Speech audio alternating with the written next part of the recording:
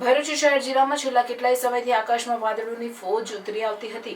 જો કે કેટલાક સ્થળે સામાન્ય ઝરમર થયા બાદ વાદળો વિલીન થઈ જતા હતા। બીજી તરફ લોકો ગરમીથી વ્યાકુળ થઈ ગયા હતા। ત્યારે પુનઃ શનિવારે સાંજે વાતાવરણમાં અચાનક પલટો આવ્યો હતો।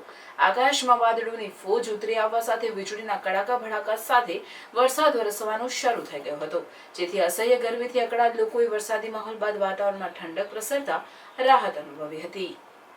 ભરૂચ જિલ્લામાં 20 થી 22 જૂન બાદ ચોમાસું બેસતું હશે, ત્યારે આ વખતે ચોમાસું વહેલું શરૂ થાય તેવી શક્યતાઓ હવામાન વિભાગે વ્યક્ત કરી છે।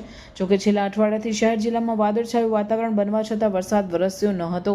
બીજી તરફ અકળાવતી ગરમીથી લોકો પરેશાન થઈ ગયા હતા। આકાશમાંથી અમે વરસાદ થાય તેવી આશાએ લોકો બેઠા હતા।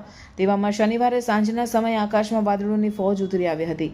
આકાશમાં વીજળીના કડાકા ભડાકા થવા સાથે જોરદાર વરસાદ વરસ્યો હતો। થોડા દિવસોના વિરામ બાદ પુનઃ વરસાદ વરસતા વાતાવરણમાં ઠંડક પ્રસરી જતા ગરમીમાંથી લોકોને રાહત સાંપડી હતી। જોકે સામાન્ય વરસાદ વરસતા જ રોડ રસ્તાઓ પર સામાન્ય ખાબોચિયા ભરાઈ ગયા હતા।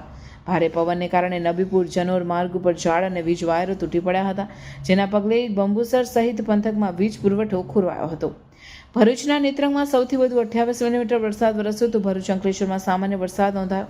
ભરૂચ જિલ્લાના નેત્રંગ તાલુકામાં છેલ્લા કેટલાક દિવસોથી ભારે ગરમીના બફારા બાદ એકાએક વાતાવરણમાં પલટો આવતા તેજ ગતિના પવન અને વીજળીના કડાકા ભડાકા સાથે મેઘરાજાનું ધમાકેદાર એન્ટ્રી થતા વાતાવરણમાં ઠંડક પ્રસરી જવા પામી હતી। તાલુકાના આટખોલ ગામે તેજ ગતિના પવનના કારણે 4 ઘરોની છત ઉડી ગઈ હતી। ઘર વખરીના માલ સામાનને ભારે નુકસાન પહોંચ્યું હતું।